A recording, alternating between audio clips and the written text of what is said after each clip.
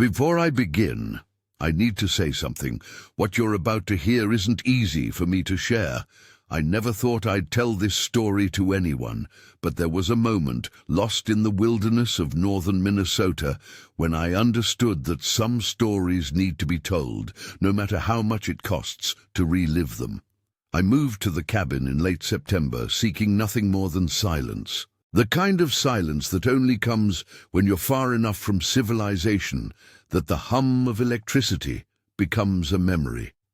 The property sat on 40 acres of dense forest, bordered by a lake so clear you could see the bottom 20 feet down. The nearest neighbor was 12 miles away, and the closest town, if you could call 3 buildings and a gas station a town, was 18 miles of winding dirt road through pine and birch. I'd bought the place sight unseen after my divorce. Sarah had taken everything else, and honestly, I was grateful. The emptiness felt like freedom. The cabin was small but solid, built in 1972 by a logger who'd wanted his own piece of paradise. 1 bedroom, a kitchen that opened to a living room with a stone fireplace, and a porch that wrapped around 3 sides.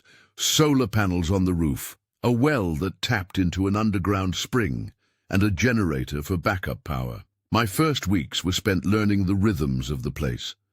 I woke with the sun, made coffee on a wood-burning stove that heated the entire cabin, and spent my days splitting wood, reinforcing the foundation, and weatherproofing windows.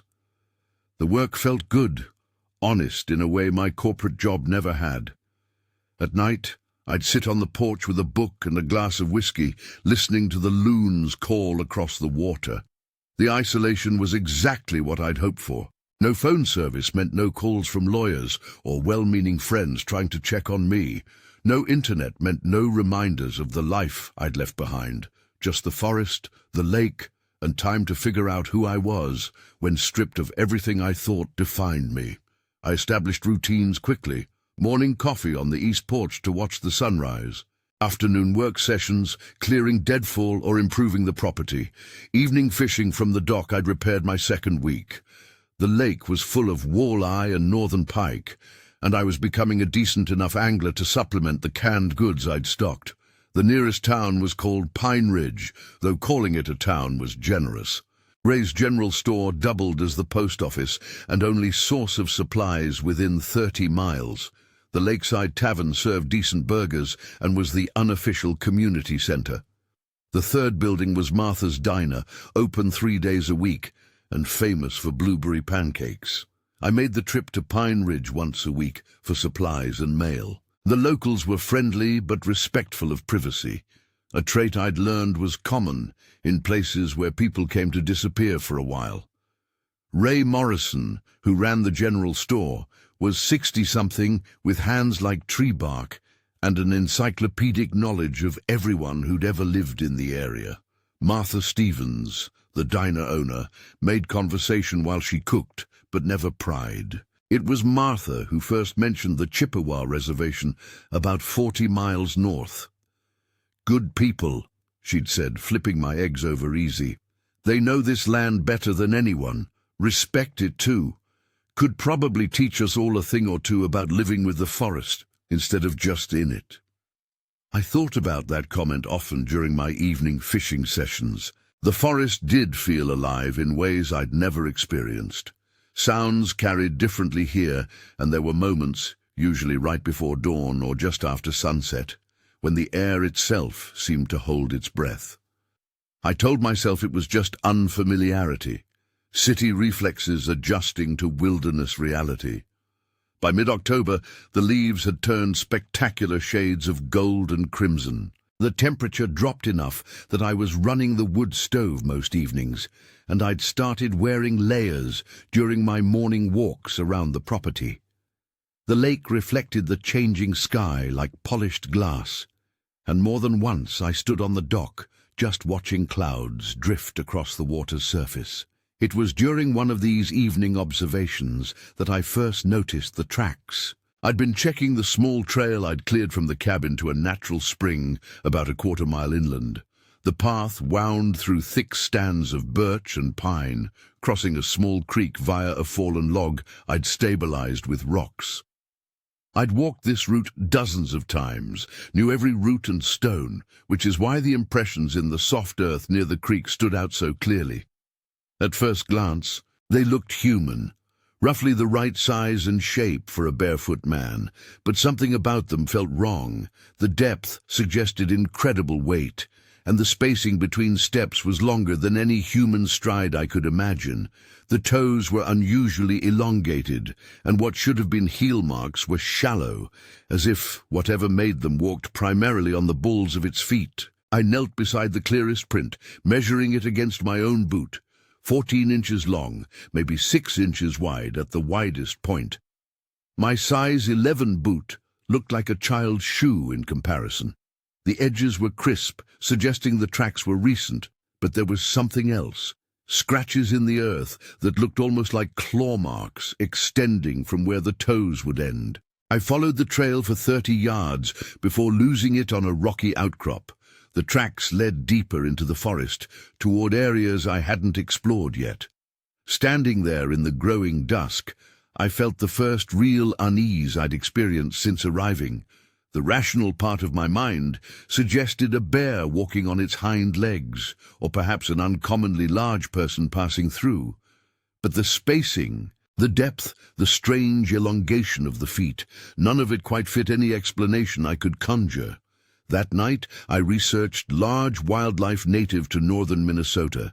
Black bears, certainly, but even a mature male wouldn't create tracks that size. Moose were possible, but the shape was all wrong. I found references to wolf populations, but again, nothing that matched what I'd seen. By the time I closed my laptop and went to bed, I'd convinced myself it was simply an unusual bear track, distorted by soft soil and my own inexperienced reading sign. But sleep came fitfully, interrupted by dreams of something massive moving through the trees outside my cabin. In the dream, I could hear it breathing, deep, measured exhalations that seemed to shake the very walls. I woke several times to check the windows, seeing nothing but darkness and the familiar silhouettes of pine boughs swaying in the wind. Morning brought rational daylight and the comfortable routine of coffee and sunrise watching. I decided to examine the tracks again with fresh eyes and better light, but when I returned to the creek crossing, the earth had been disturbed by rain during the night. The impressions remained, but were degraded, less defined, still clearly present, but no longer crisp enough to photograph or measure accurately. I spent that day replacing sections of the cabin's roof that showed signs of wear. Physical work helped settle my mind, and by evening I'd filed the entire incident under curious but explainable.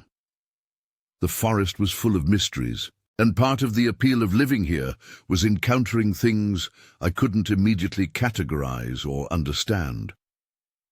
3 days passed without incident. I fell back into my routines, though I found myself paying more attention to sounds during my evening walks. The forest had its own vocabulary, the hollow knock of woodpeckers, the rustle of small animals in the underbrush, the distant splash of fish jumping in the lake. I was learning to distinguish between ordinary forest noise and sounds that didn't belong, which is why I noticed the silence immediately. I'd been sitting on the dock, watching the sun set over the lake's western shore. The air was still, temperature dropping toward what would be a cold night. Usually, this was when the forest came alive with evening sounds, owls beginning their hunts, small mammals moving through the brush, the lap of water against the shore. But tonight, everything was quiet. Not peaceful quiet, but the tense silence that comes when prey animals sense a predator nearby.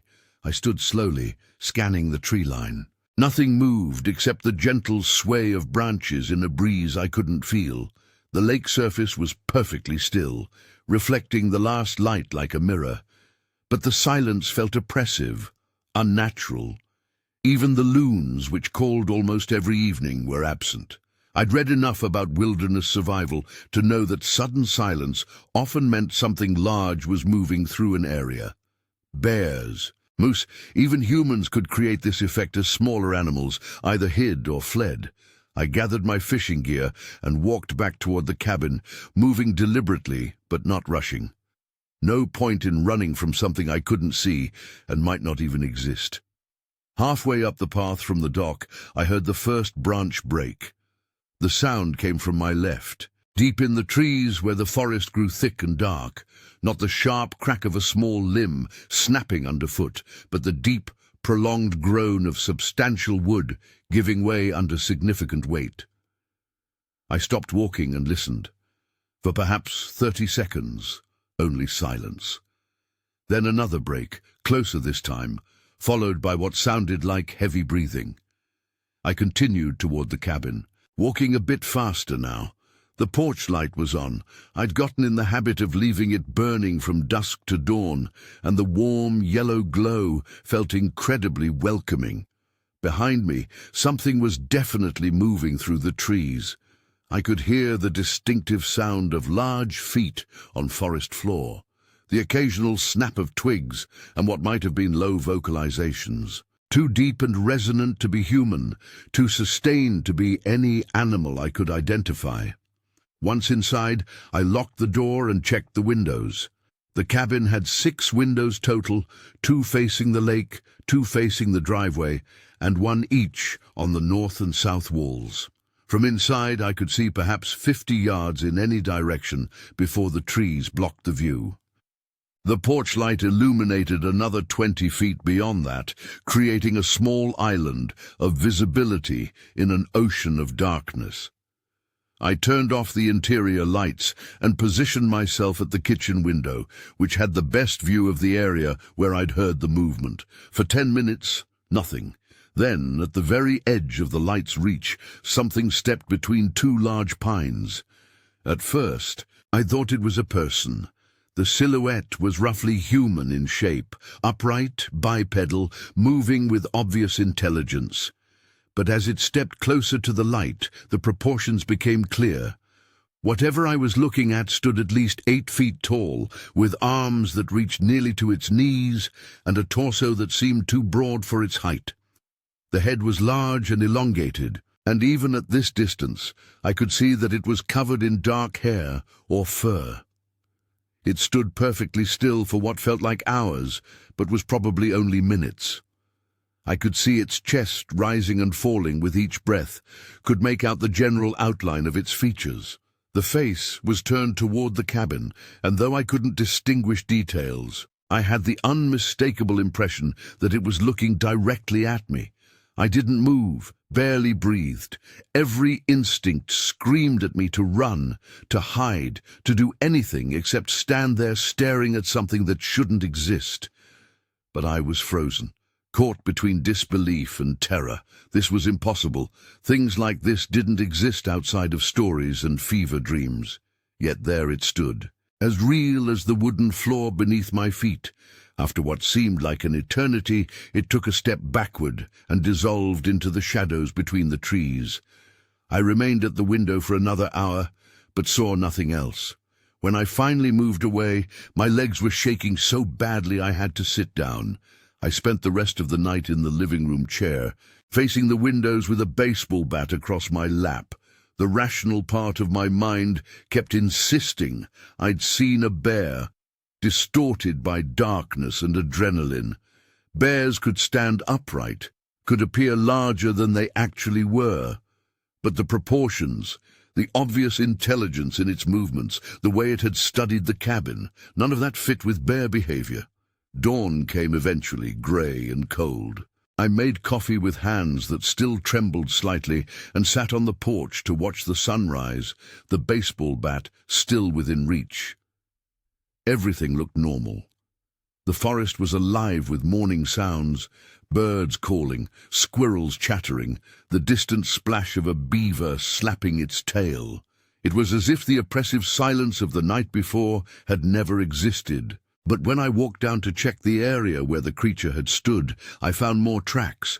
These were even clearer than the ones by the creek, pressed deep into the soft earth near the tree line. 14-inch impressions with elongated toes and those strange scratches extending from where claws might be. And there were other signs. Branches broken at a height of 7 or 8 feet. Scratches in the bark of a large pine, and what looked like tufts of dark hair caught on a low-hanging limb. I collected the hair samples and photographed the tracks from multiple angles. In daylight, with my camera and measuring tape, the evidence was undeniable. Something large, bipedal, and unknown had visited my property. The hair was coarse and dark brown, almost black, with a texture unlike anything I'd encountered. Too thick for human hair, too fine for bear fur. That afternoon, I drove to Pine Ridge with a specific purpose. I needed to talk to someone who knew the local wildlife, someone who might have encountered similar signs. Ray Morrison seemed like the logical choice. He'd lived in the area his entire life and had the weathered look of a man who spent serious time in the woods. "Ray," I said, setting a cup of coffee on the counter of his store, "I found some tracks on my property I can't identify. Large, bipedal, definitely not human. You ever seen anything like this around here?" Ray examined the photographs I'd printed, his expression growing increasingly serious as he flipped through them. When he finished, he looked at me with an intensity I hadn't seen before. "Where exactly did you find these?" he asked. I described the location, both by the creek and near the cabin. Ray nodded slowly, as if confirming something he already knew. "Son," he said quietly, "you need to be very careful. This isn't the first time someone's found tracks like this. Hell, it's not even the 10th time. But most folks who see what made them don't stick around long enough to take pictures." He leaned across the counter, lowering his voice even though we were the only 2 people in the store. "There's stories in these parts. Stories the Chippewa have been telling for centuries about something that lives deep in the woods, something that's not quite animal and not quite human. They have a name for it, but they don't speak it lightly. Say, calling it by name draws its attention." "What kind of stories?" I asked, though part of me already dreaded the answer. "Stories about people going missing, hunters who never come back, campers found in pieces if they're found at all, always in winter when the creature gets hungry. They say it used to be human once, but something happened, made it into something else, something that's always hungry, always cold, always hunting." Ray glanced around the empty store, then continued in an even lower voice. "The old-timers, the Chippewa elders, they know how to keep it away. Salt circles, burning sage, certain prayers, but most important is never to speak its name aloud, never to call it or challenge it. Just leave it be, and pray it leaves you be in return." I felt a chill that had nothing to do with the October weather. "What's it called?" Ray shook his head firmly. "I'm not saying that word, especially not with winter coming. You want to know more? You talk to Thomas Bearcloud. He's a medicine man, lives on the reservation north of here. If anyone can help you understand what you're dealing with, it's him. But son," he grabbed my wrist as I reached for the photos, "if I were you, I'd pack up and head back to wherever you came from. Some things are better left alone." I drove home in a daze, Ray's words echoing in my mind. The rational part of me rejected everything he'd said. Stories, legends, superstitions, none of that changed the fact that what I'd seen was probably just an unusually large bear, or perhaps a person in some kind of costume. But the hair samples in my pocket felt very real, and the memory of those tracks, those proportions, that obvious intelligence, refused to be dismissed. That evening I researched everything I could find about Native American legends in Minnesota. The results were disturbing. Story after story described a creature that matched what I'd seen. Tall, powerfully built, covered in dark hair, possessed of supernatural strength and an insatiable hunger for human flesh. The legends varied in detail, but the core elements remained consistent across different tribes and regions. Most disturbing was the repeated warning never to speak the creature's name aloud, never to challenge it or draw its attention. According to the stories, the creature could sense when its name was spoken, could track the speaker across vast distances. It was described as patient, intelligent, and utterly relentless once it had chosen a target. I closed the laptop feeling more unsettled than before. Whether or not I believed in supernatural creatures, the consistency of the accounts was unnerving. And the fact that Ray Morrison, a practical man who'd lived his entire life in these woods, took the stories seriously enough to warn me, suggested there might be more truth to them than I wanted to admit. 2 days passed without incident. I continued my normal routines, but found myself constantly scanning the forest, checking for movement or signs of disturbance. The silence that had preceded the creature's first appearance became a source of anxiety. Whenever the normal forest sounds stopped, I found myself holding my breath and listening for the snap of branches or the sound of heavy breathing. On the third night, it came closer. I'd been reading by the fire, occasionally glancing out the windows, but seeing nothing unusual. Around 10 o'clock, I heard the now familiar sound of branches breaking, but this time it was coming from multiple directions. Not just one creature moving through the forest, but something circling the cabin at a distance of perhaps 100 yards. I turned off all the lights and moved to the kitchen window. For several minutes, I saw nothing. Then, at 3 different points around the cabin's perimeter, I caught glimpses of movement, large shadows shifting between the trees, always staying just outside the reach of the porch light, but clearly visible against the lighter background of the forest floor. One of them stepped into the open. This time, I had a clear view. The creature stood nearly 9 feet tall, with a broad chest and arms that hung almost to its knees. Its entire body was covered in dark, matted hair, and its face, its face was a nightmare combination of human and animal features.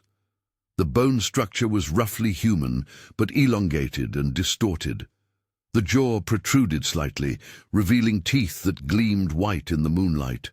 But the eyes were the worst part. Even at this distance, I could see they reflected light like an animal's, but with an unmistakable intelligence behind them. It stood there for perhaps 5 minutes, studying the cabin. Then it raised its head and made a sound that will haunt me for the rest of my life. It started as a low moan, almost human in quality, but gradually rose in pitch and volume until it became a howl that seemed to shake the windows. The sound was filled with such longing, such desperate hunger, that I felt tears on my cheeks before I realized I was crying.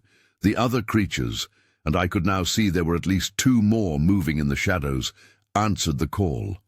Their voices joined in a chorus that spoke of endless winter nights, of hunger that could never be satisfied, of a loneliness so profound it had driven them beyond the boundaries of humanity. When the howling stopped, the silence that followed was absolute. No wind, no water lapping against the shore, no night sounds from the forest, just the thundering of my own heart and the creature's heavy breathing as it continued to watch the cabin.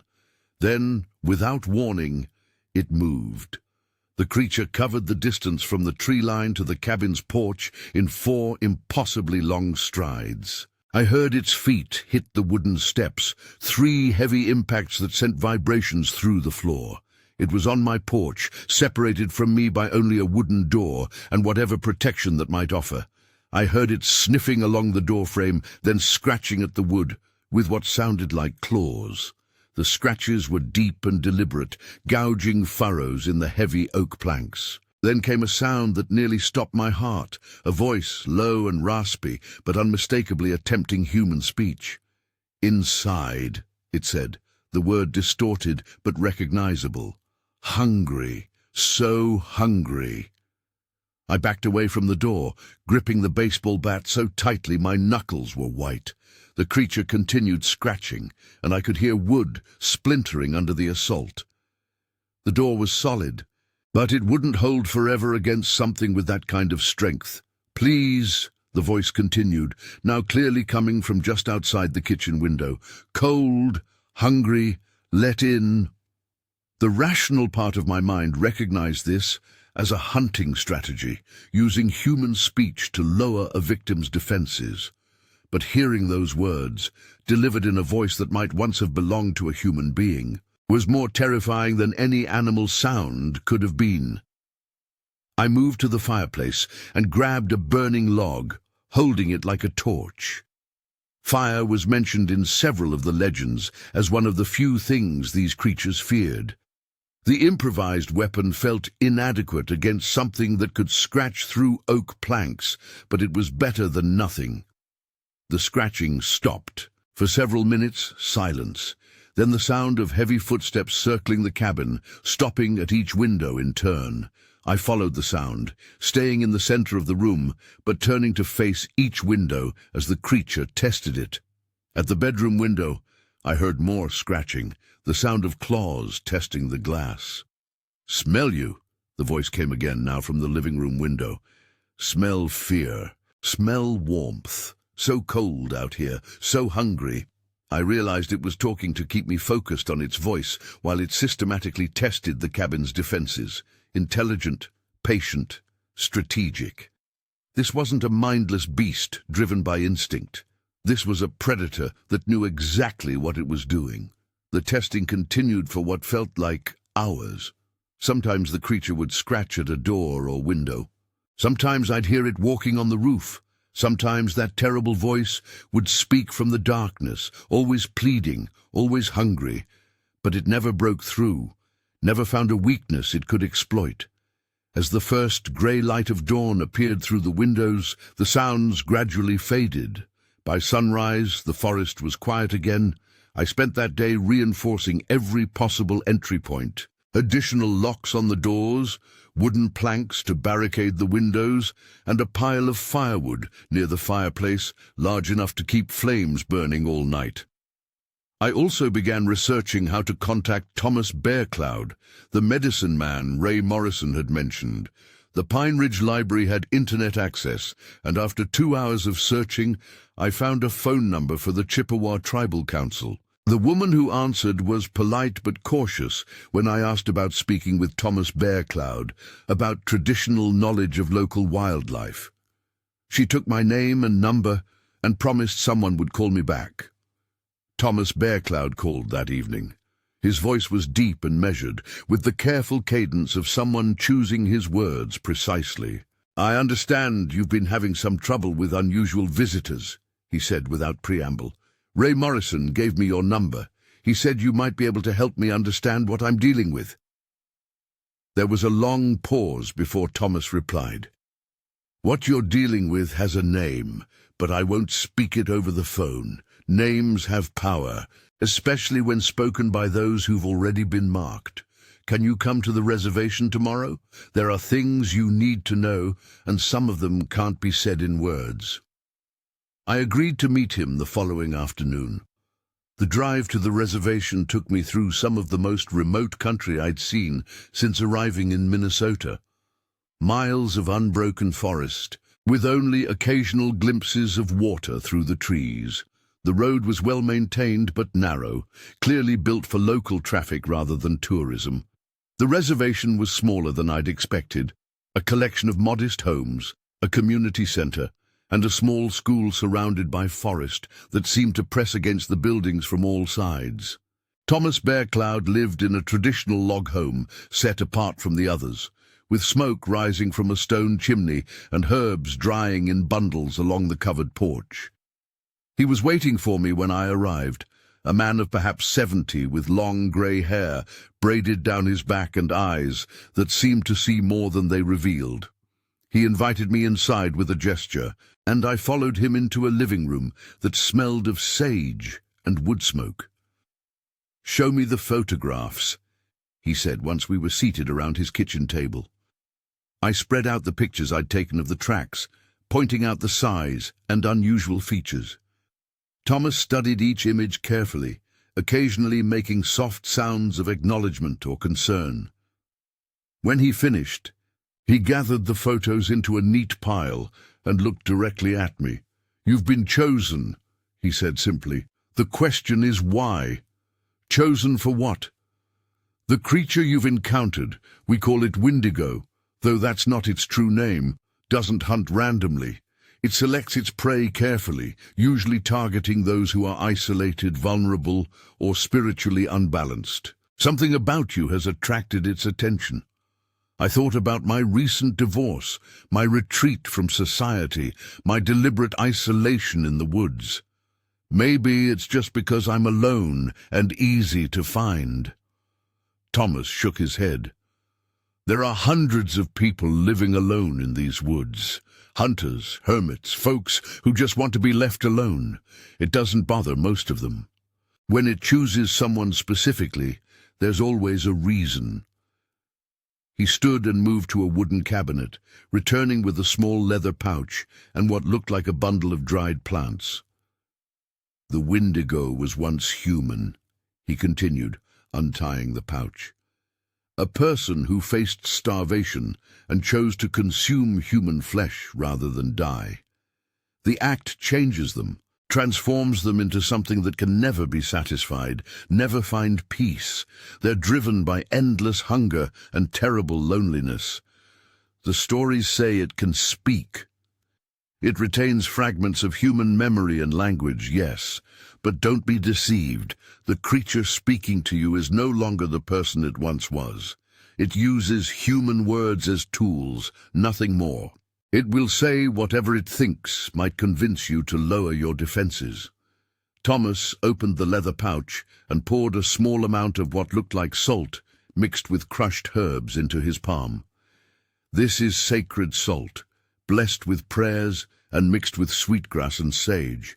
Spread it in a circle around your cabin, and the Wendigo cannot cross it. But the protection is temporary. It will only hold for 7 days, and only if you maintain absolute spiritual discipline during that time. What kind of discipline? No anger, no hatred, no thoughts of violence toward any living thing. The Wendigo feeds on negative emotions as much as flesh. If you allow darkness into your heart while within the protective circle, you'll break the blessing and leave yourself vulnerable. He handed me the pouch, which was heavier than it looked.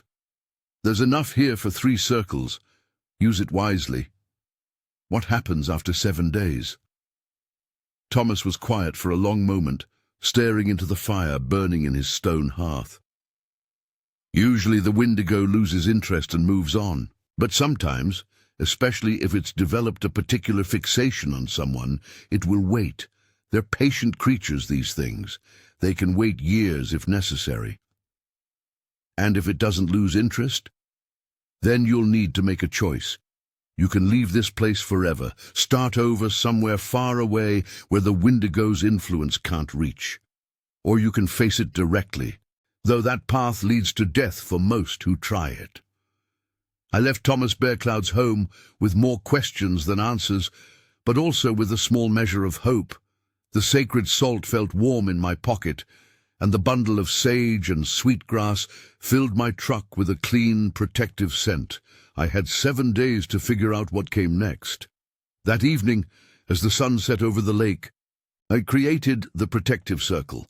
Following Thomas's instructions precisely, I poured a thin line of the blessed salt mixture around the entire cabin, connecting the circle at the front porch where I'd started. The process took nearly 2 hours and required me to clear brush and debris to ensure an unbroken line. As I completed the circle, I felt an immediate change in the atmosphere around the cabin. The air seemed clearer, less oppressive, and for the first time in days, I could hear the normal evening sounds of the forest. Owls calling, small animals moving through the underbrush, the gentle lap of water against the shore. That night, I slept peacefully for the first time since the encounters began. No sounds of movement in the forest, no scratching at doors or windows, no terrible voice pleading to be let inside. Just silence and rest. The protective circle held for 5 days. During that time, I could see the creatures at the forest edge, always just beyond the salt line, never approaching closer. Sometimes there was only one, sometimes as many as 4. They would stand motionless for hours, watching the cabin with those terrible, intelligent eyes, but they never attempted to cross the barrier Thomas had provided. On the 6th day, everything changed. I'd been splitting wood near the cabin's north wall when I heard voices from the forest. Not the creature's distorted attempts at speech, but actual human voices calling for help. 2 people, a man and a woman, shouting that they were lost and needed assistance. Every instinct told me not to respond. Thomas had warned me about the Wendigo's intelligence, its ability to mimic human behavior to lure victims. But the voices sounded genuinely distressed, and if they were real people in trouble, my refusal to help could cost them their lives. I approached the salt circle cautiously, staying well inside the protective barrier. "Where are you?" I called out. "Over here," came the woman's voice from somewhere in the thick stand of pines about 50 yards away. "My husband is hurt. He fell, and I think his leg is broken." I could see movement in the trees, what looked like 2 people supporting each other as they tried to walk. But something about their movements seemed off, too fluid, too coordinated for someone supposedly injured. "Can you make it to my cabin?" I called back. "I have first aid supplies and can call for help." "We're trying," the man's voice replied, "but it's so hard to see in these trees."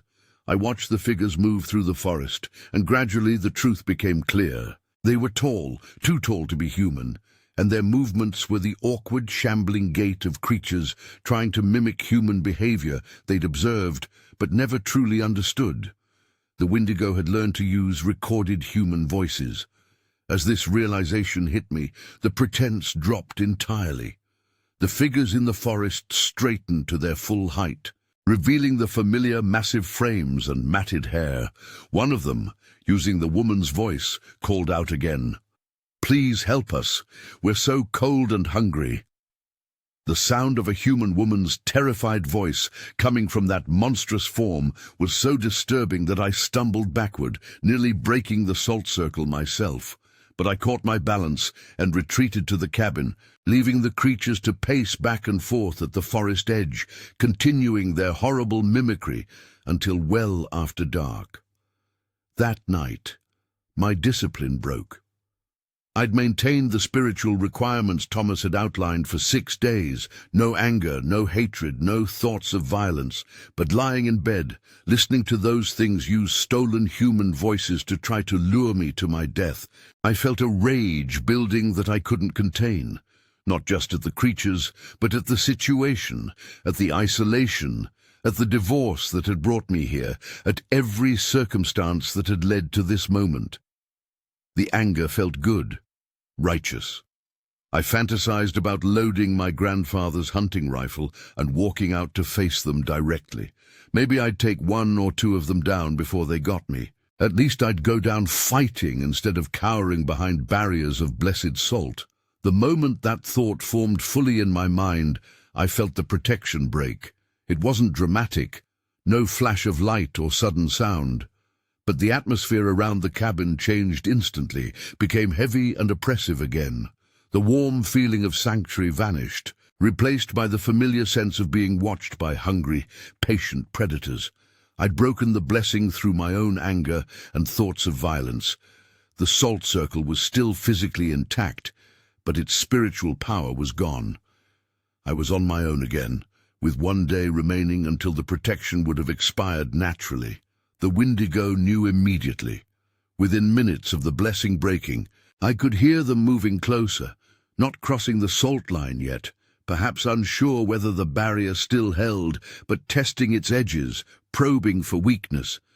One of them called out in that same stolen woman's voice, "Thank you for letting us in. We're so grateful for your kindness." They thought I'd deliberately broken the protection to allow them access. The idea that I might welcome them, might want to join them, seemed to excite them. Their calls became more frequent, more varied, as they used voice after voice stolen from God knows how many victims. A child's voice. "Mister, can you help me find my mummy?" An elderly man. "Son, I'm lost, and my heart medicine is back at my car." A young woman. "Hello? Is anyone there?" My friends left me and I can't find the trail." Each voice was perfect, filled with appropriate emotion and desperation. If I hadn't seen the creatures that were speaking, I would have rushed out to help without hesitation. The thought of how many people might have been lured to their deaths by exactly this strategy made me sick. By dawn, the creatures had grown bolder. I could see them at the very edge of the salt line, sometimes reaching out with elongated fingers to test the air above the barrier. They seemed to be waiting for some final confirmation that the protection was truly broken before committing to an attack. I spent that day preparing for what seemed inevitable. I loaded my grandfather's rifle, a .30-06 that had belonged to my family for 3 generations, and arranged furniture to create defensive positions. I gathered every source of fire I could find: matches, lighters, candles, even aerosol cans that could serve as improvised flamethrowers. If these things were going to take me, I'd make them work for it. As evening approached, I made a decision that surprised even me. Instead of waiting for them to break through my defenses, I would go to them. Not to attack, I wasn't suicidal, but to try something Thomas Bearcloud had mentioned during our conversation. "Sometimes," he'd said, "the Wendigo can be reasoned with. The human part of them, the part that still remembers what it was like to be mortal, sometimes responds to direct communication. It's dangerous, but if someone truly has nothing left to lose, it's been known to work." I certainly felt like I had nothing left to lose. As the sun set, I walked out to the salt circle with the rifle slung over my shoulder and my hands raised in a gesture of non-aggression. The creatures were waiting at the forest edge, 4 of them in total, watching my approach with those terrible glowing eyes. "I know what you are," I called out when I reached the barrier, "and I know what you want. But before you take me, I want to understand something." The largest of the creatures, the one I'd first seen by the cabin, stepped forward. When it spoke, it used its own voice, not one of the stolen human recordings. "You want to understand death?" it said in that low, rasping tone. "You want to understand hunger that never ends, cold that burns like fire. I want to understand why you chose me. Why you've spent so much time and effort hunting one person when there are so many others you could take more easily." The creature was silent for a long moment, and I could see something shifting in its expression, as if different personalities or memories were fighting for control. "You called to us," it finally said, "not with words, but with spirit. You came to these woods carrying the same hunger that made us what we are. I don't understand. Hunger for isolation, hunger to disappear, hunger to stop being human." The creature took a step closer to the salt line. "You came here to die, maybe not in body, but in spirit, to consume yourself with solitude until nothing human remained. We recognize the hunger." The words hit me like a physical blow, because they carried the ring of truth. I had come to these woods to escape, to cut myself off from everything that connected me to other people. In a way, I had been trying to stop being human, to become something that could exist without the pain and complications of relationships and society. "The difference," the creature continued, "is that we chose to feed our hunger with flesh. You chose to feed yours with emptiness, but the hunger is the same."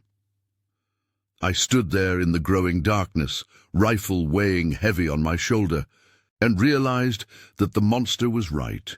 I had been consuming myself piece by piece in exactly the same way these creatures had consumed others. The method was different, but the underlying drive was identical. "So what now?" I asked. "Now you choose. Cross the line and join us willingly, and the transformation will be quick. Or stay where you are and let the hunger finish what it started. Either way, the human you used to be is already dead. I looked at the creatures arranged around the salt circle, at their massive forms and terrible faces, and saw something I hadn't noticed before. Beneath the monstrous exterior, each of them still carried traces of their human features. I could see what they had been before: a young woman, an elderly man, a middle-aged hunter, a child who should have grown up to have a normal life. They were still people in a way, transformed and twisted by their choices, but still fundamentally the same beings they had always been, just like I was still fundamentally the same person I'd been before the divorce, before the isolation, before the hunger for emptiness took hold. "There's a third choice," I said, surprising myself with the steadiness of my voice. "I can choose to stop feeding the hunger. I can choose to be human again." The creature's expression shifted, became confused and then angry. "You cannot. The hunger never stops. Once it takes hold, once you've tasted the freedom of being nothing, you cannot go back. Watch me." I turned away from the salt circle and walked back toward the cabin. Behind me, I heard the creature roar in frustration, heard the sound of massive feet hitting the ground as it charged the barrier. But the salt line held, not because of Thomas's blessing, which was broken, but because of my own renewed commitment to remaining human. The choice, I realized, had always been mine. The protection wasn't in the salt or the prayers, but in the decision to value human connection over isolation, growth over stagnation, hope over despair. That night, the creatures raged at the forest edge until dawn. They used every voice in their collection, every manipulation they knew, every threat they could conjure, but I stayed inside, writing. I wrote letters to friends I hadn't contacted in months, to family members I'd been avoiding, to Sarah to apologize for my part in our marriage's failure. By sunrise, the forest was quiet again. When I looked out the windows, the creatures were gone. I left the cabin 3 days later, after packing only what I truly needed and leaving the rest for whoever might use the place next. The drive back to civilization felt like emerging from a long, dark tunnel into sunlight. I never saw the Wendigo again, though sometimes in the years since I've felt their presence at the edges of my awareness during moments of particular loneliness or despair.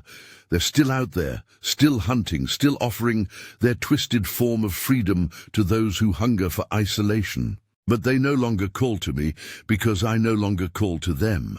The key, I learned, is maintaining connections, not just to other people, but to your own humanity. Isolation isn't inherently dangerous, but the hunger for disconnection is.